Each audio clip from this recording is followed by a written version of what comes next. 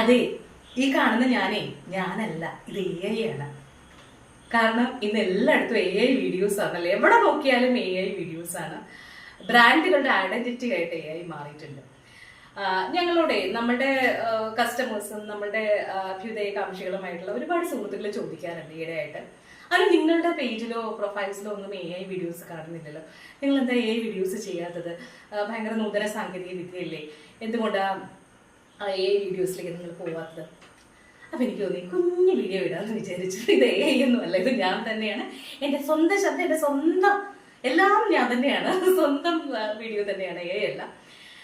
അതെന്തുകൊണ്ടാണെന്ന് അറിയാമോ? നമ്മൾ AI യൂസ് ചെയ്യാറുണ്ട്, പോസ്റ്റേഴ്സിന്റെ ഡിസൈനിങ്ങിലാണ് AI യൂസ് ചെയ്യുന്നത്.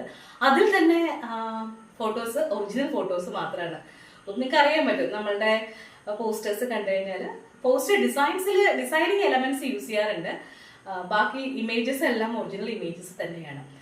ഞങ്ങൾ അതിൽ ശ്രദ്ധിക്കാറുണ്ട്, ഒരു ആർട്ടിഫിഷ്യാലിറ്റി കയറി വരാതിരിക്കാനായിട്ട്. അപ്പൊ നമ്മൾ പറഞ്ഞു വന്നത് AI വീഡിയോസിനെ കുറിച്ചാണ്. ഈ ഒരു റീസെന്റ് ആയിട്ടൊരു മാർക്കറ്റ് സ്റ്റഡി വന്നിട്ടുണ്ടായിരുന്നു. ഈ ഒരു AI-യുടെ കടന്നുകയറ്റം എല്ലാ മേഖലയിലും ഉണ്ട്, നല്ലതും ചീത്തയുമായിട്ടുള്ള ഒരുപാട് കടന്നുകയറ്റം ഉണ്ട്. അപ്പോൾ ഒരു വിതിൻ ഇയേഴ്സ്, അതിന് ഒരുപാടൊന്നും മേലേക്ക് പോകണ്ട, വിതിൻ ഇയേഴ്സ് ആളുകൾ ഇത് വെറുതെ തുടങ്ങും. എന്ന് വെച്ച് കഴിഞ്ഞാൽ ആളുകൾക്ക് വിശ്വാസ്യത AI അല്ല, അയ്യോ അത് ഒറിജിനൽ അല്ലല്ലോ, AI അല്ലേ, അങ്ങനെ നമുക്ക് എല്ലാം ഏത് കണ്ടാലും നമ്മൾ AI അല്ലേ, അത് ഒറിജിനൽ അല്ലല്ലോ എന്നുള്ളൊരു കോൺസെപ്റ്റിലേക്ക് മാർക്കറ്റ് മാറും.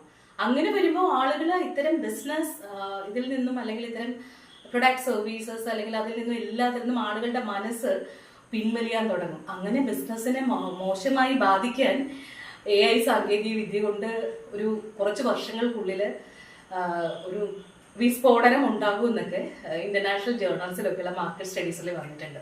മേ ബി അത് സത്യമായിരിക്കാം. കാരണം എനിക്ക് പൊതുവെ AI വീഡിയോസ് ചെയ്യുമ്പോൾ ഞാൻ ചിന്തിക്കുന്നതേ, നമുക്ക് എക്സ്പെൻസ്, നമ്മളെ നോർമൽ ഒരു വീഡിയോ ചിത്രീകരിക്കുന്നതിന്റെ ഒരു എഡിറ്റിംഗ് അല്ലെങ്കിൽ അത്രയും കോസ്റ്റോ എക്സ്പെൻസോ ഒന്നുമില്ല.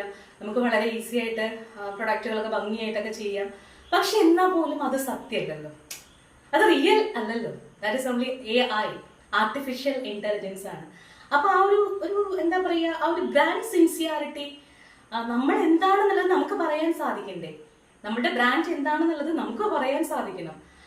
നമ്മളൊരു ചെറിയ ഫോണിലൊരു വീഡിയോ എടുത്ത് നമ്മുടെ ബ്രാൻഡിനെ എസ്റ്റാബ്ലിഷ് ചെയ്താലും ഞാൻ വിചാരിക്കുന്നത് അതിലാണ് സിൻസിയാരിറ്റി എന്നുള്ളതാണ്. അതിലാണ് നമുക്കൊരു എന്താ പറയുക, അത് ആർട്ടിഫിഷ്യാലിറ്റി ഇഷ്ടപ്പെടാത്ത ആളുകളുടെ കാറ്റഗറിയിൽ വരുന്ന ഒരാളാണ് ഞാൻ എന്നുള്ളത് കൊണ്ടായിരിക്കാം. അപ്പൊ ഒരിക്കലും AI വീഡിയോസ് ചെയ്യുന്നത് മോശമാണെന്നോ അത് സത്യമല്ലെന്നോ ഒന്നുമല്ല. പക്ഷെ ഇങ്ങനെ ഒരു തോട്ട് അതിന്റെ പിന്നിലുണ്ട്.